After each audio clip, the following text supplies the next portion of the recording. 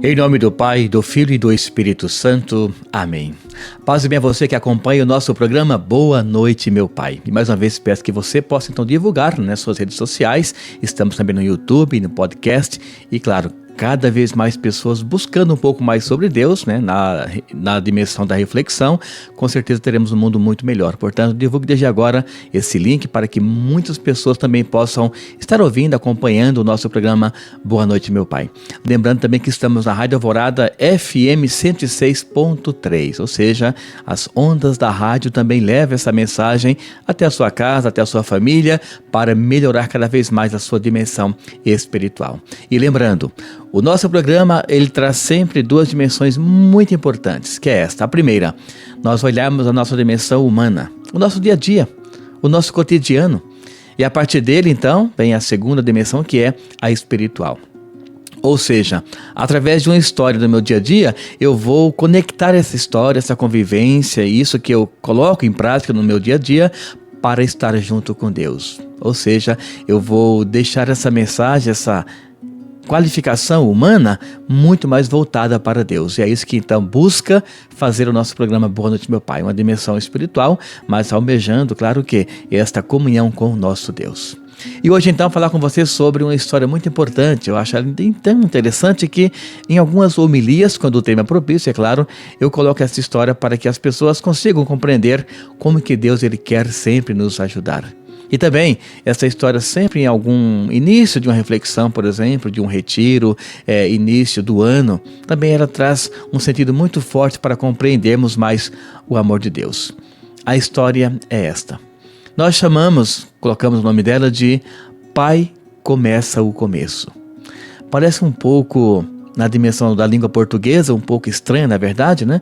Mas em se tratando de uma criança que vai contar essa história, né? Que é a protagonista dessa história, percebemos que esse título vai ter um sentido muito grande quando colocamos ele em uma reflexão. Então, com esse título, Pai Começa o Começo, que eu quero mostrar para você como que Deus ele quer realmente começar muitas coisas para todos nós.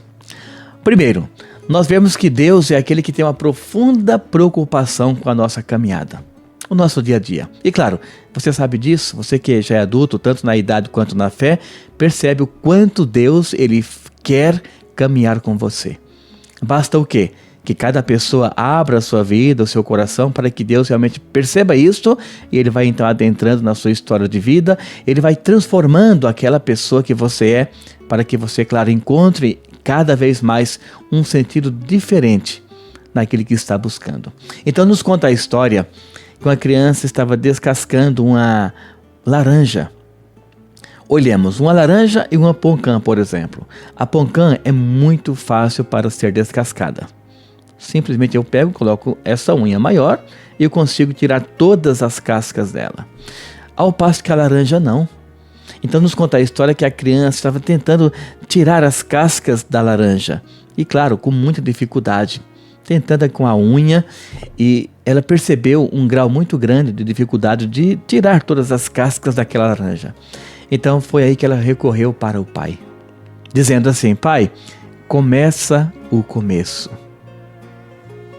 Perceba esta confiança dessa criança em saber que aquele pai estava ali junto dela e ela poderia contar com o pai para que isso pudesse transformar aquele momento da vida dela. Então, esse começar o começo é o quê? É um indício de que eu estou tendo uma plena confiança em quem está ali comigo, do meu lado, em quem faz uma caminhada comigo. Então a criança, percebendo um grau muito grande de dificuldade, ela não foi simplesmente pensar, né? Ou até mesmo pôr em prática. Eu vou tentando. Claro que poderia ser também uma demonstração de que ela seria capaz, mas a questão da história é esta: ela pôde contar com quem estava ao seu lado. Ela pôde contar com a pessoa que estava caminhando junto com ela. Tenha certeza que quando nós temos essa mesma perspectiva em nossa vida, por exemplo, no matrimônio, você caminha com a sua esposa, né? A esposa com o seu esposo. No matrimônio, os pais, né, o casal, eles caminham com os filhos também. No mesmo matrimônio, essa família, os pais e os filhos, eles caminham também com as famílias das duas partes, da mãe e do pai. Então nós estamos sempre caminhando juntos com algo, com alguém, com alguma dimensão. E quando percebemos isto e partilhamos nossas dificuldades, com certeza a vida nos dará outra dimensão. Com certeza as experiências difíceis, amargas, elas se tornam saciáveis, se tornam momentos agradáveis. Por quê? Eu vou compartilhando e mais do que compartilhar, eu vou o quê? Eu vou almejando uma melhora naquela minha caminhada. Então, essa história mostra claramente que quando nós estamos caminhando juntos e confiamos aonde estamos e com quem estamos caminhando, com certeza a nossa vida ela vai cada vez mais se tornando suave. Vejam, por exemplo, as pessoas que foram caminhar com Moisés no deserto. Não estavam sozinhas. E elas confiaram plenamente primeiro em Deus e depois, claro, na pessoa de Moisés. E veremos isso, inclusive, daqui a pouquinho, na uma outra reflexão do segundo momento. Para vermos o quê? Que no instante em que nós consideramos que não estamos sozinhos, como diz Thomas Merton em seu livro Homem Algum é uma Ilha, nós consideramos que Deus faz caminhada junto conosco. E claro, isso torna a vida muito mais fácil. Então, irmãos e irmãs, que a cada instante da sua vida você consiga perceber que esta alegria de Deus, essa presença de Deus, ela é real. Ela é contínua no seu dia a dia para que você sempre encontre uma dimensão onde Deus vai estar ali te ajudando, te encaminhando, mostrando um caminho para que você sempre encontre um sentido para a sua caminhada e para a sua existência. Irmãos e irmãs, nós percebemos nessa história o quê? Primeiro, a figura do pai. Olha a importância que é a figura do pai. Aquele homem que estava ali do lado da criança, dando suporte para essa criança. Alguém poderia dizer, mas padre, o pai já poderia ter descascado a laranja. Claro, era uma possibilidade muito plausível, sem dúvida alguma. Mas você conhece aquele ditado que nós temos que ensinar a pescar e não dar o peixe? E é essa dimensão, irmãos e irmãs, que precisamos hoje dentro da realidade da família e da comunidade. E também, claro, da nossa vida pessoal. Porque hoje tantos jovens que não encontram um sentido para a vida, justamente porque receberam tudo pronto. Os pais, muitas vezes, com esse pensamento de que eu vou dar tudo aquilo que eu nunca tive. Esse é um grande erro que os pais cometem hoje, tenha certeza. Então, o pai, a mãe, os pais são aqueles que estarão ali presentes, caminhando juntos, na verdade, às vezes deixando uma dificuldade acontecer, mas claro, não deixando ela eclodir. Quando vão perceber que algo vai realmente dar muito complicado, os pais entram em ação. Esse é o papel. É acompanhar, mas não deixar tudo se estragar. Quando perceberem que, claro, vão ter maturidade para isso, eles vão ao encontro dos filhos e então eles descascam essa laranja. Eles não deixam, por exemplo, o filho desanimar de tal forma que, não conseguindo descascar a laranja, eles vão jogá-la fora.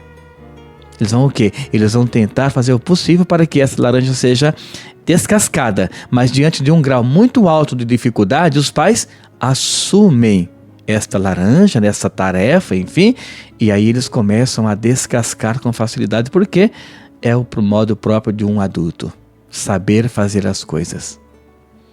Então, irmãos e irmãs, é nessa proposta que nos mostra hoje essa dimensão espiritual, para vermos o quê? Que o que nós fazemos tem um peso muito grande com as pessoas que estão ao nosso redor. Por exemplo, os filhos que imitam os pais. Aqui está um ponto primordial para você que é pai, você que é mãe. Fazer sempre o que é correto dentro de casa.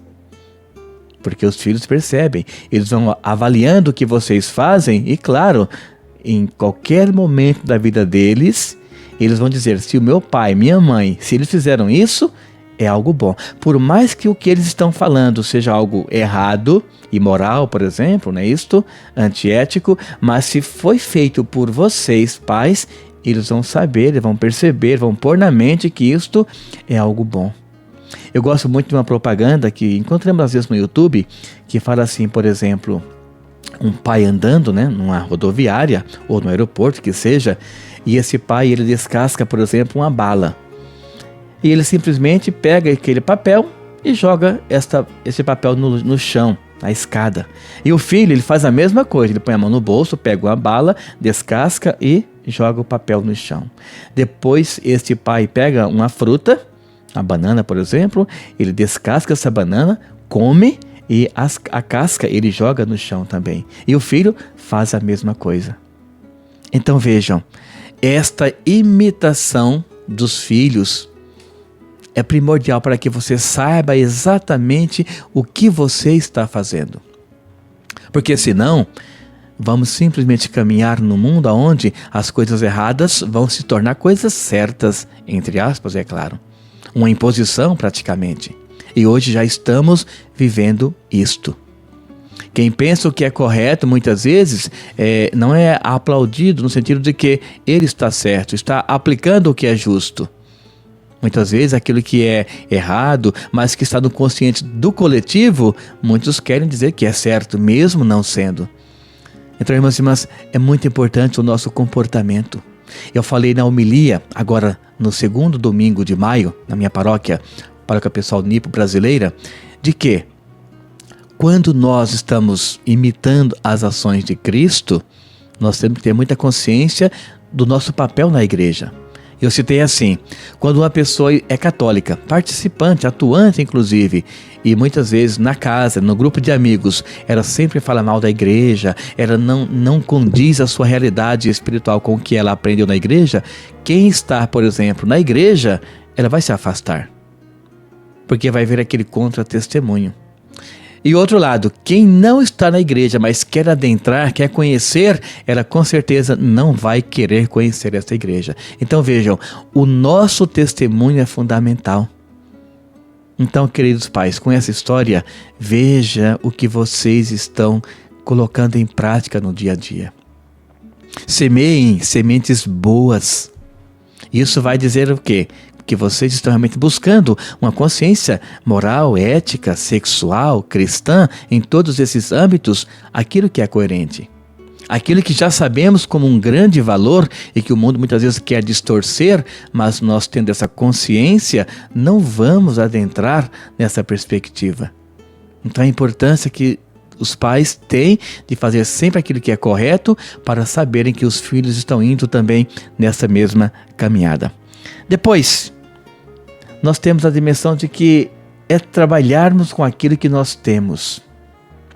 Então, por exemplo, esse filho percebeu que uma dificuldade, ela pode muito bem ser amenizada quando contamos com a outra pessoa. E foi assim que ele fez. Ele contou com o pai, que estava ali ao seu lado.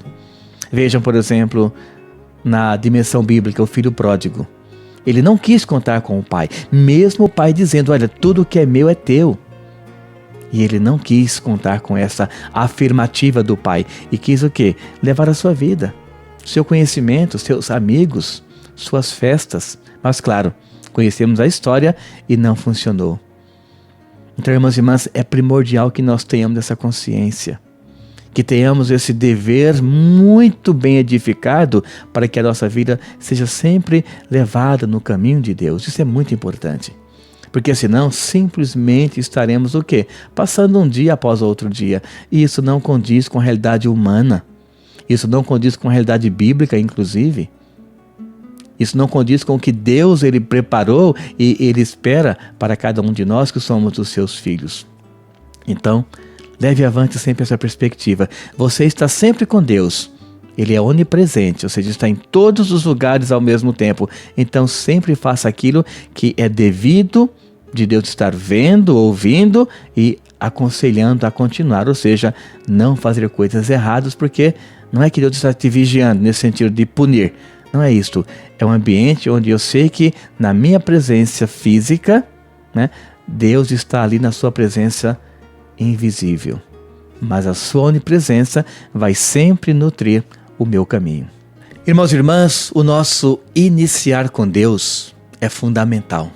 Eu disse no comecinho desse podcast, do nosso programa, que quando eu inicio o ano, por exemplo, quando eu inicio um mês, eu inicio o dia, eu sempre falo, Deus, começa esse começo comigo ou para a minha pessoa também, né?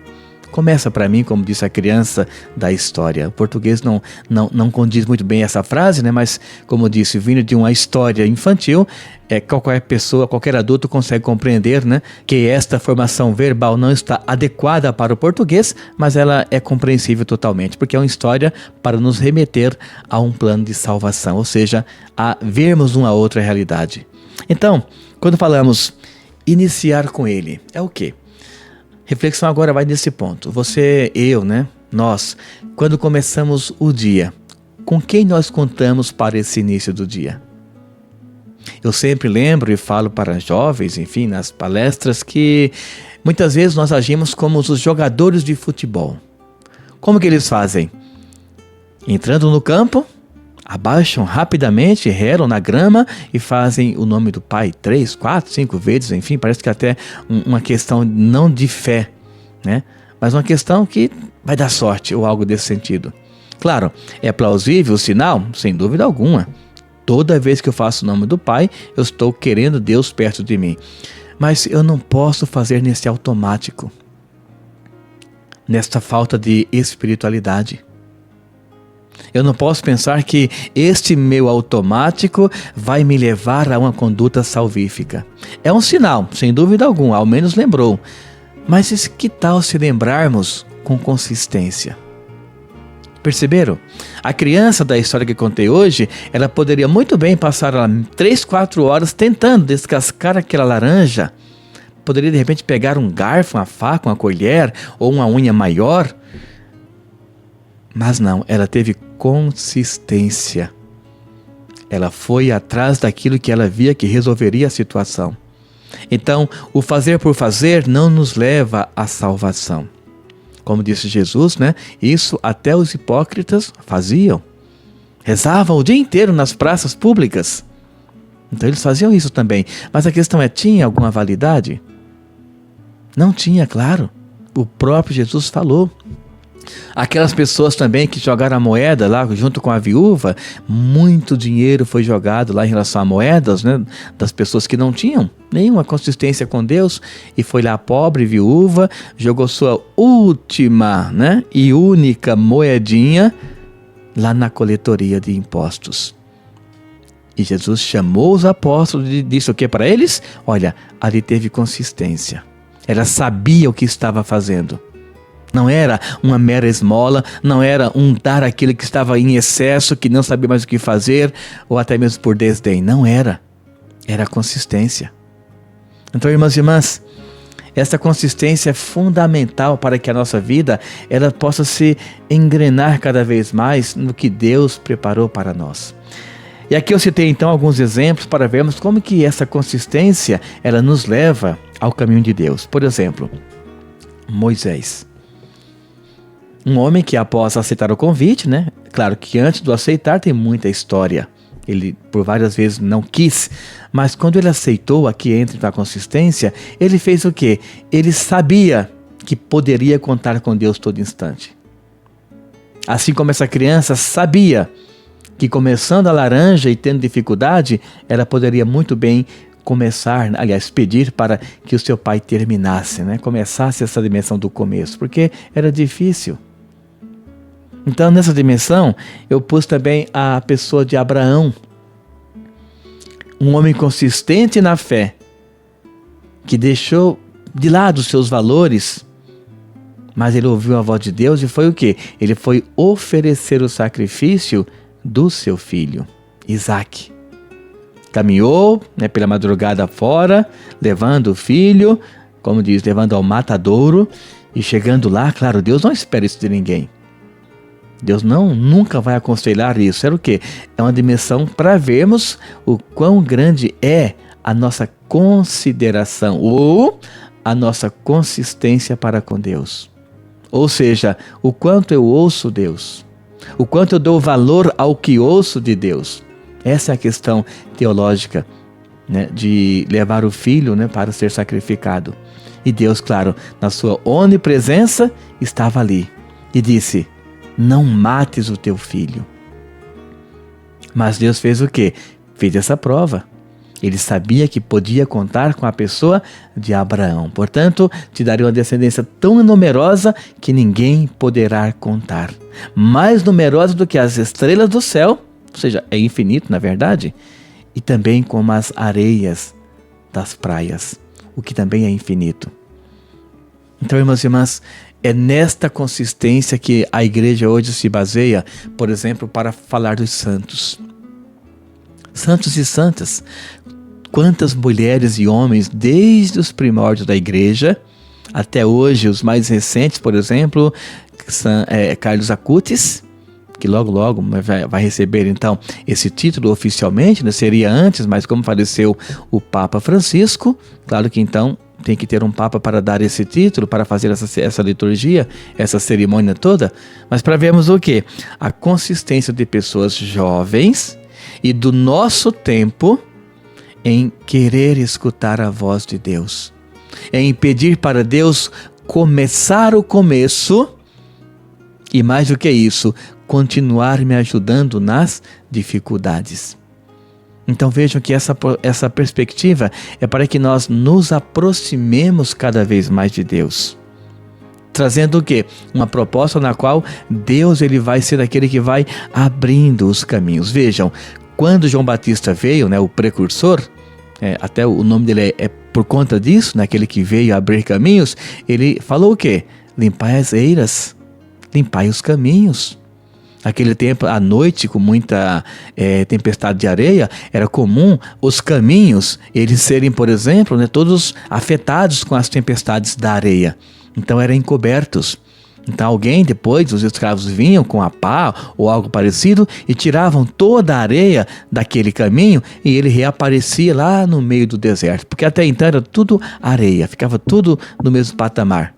Mas não, João Batista veio que ele veio mostrar o caminho. Então você que é pai, você que é mãe, tem esta obrigação religiosa, humana, moral, ética, sexual, dos valores em gerais, para quê? Para mostrar o caminho para aqueles que Deus te confiou. E claro, mostrar com sabedoria, com aquilo que você já vive no dia a dia, para que eles, olhando as suas ações, como vimos agora há pouco, eles queiram imitar também. Então Deus é assim. Ele quer que você olhe o que Ele é, aquilo que Ele faz, para que Ele possa sempre te abençoar.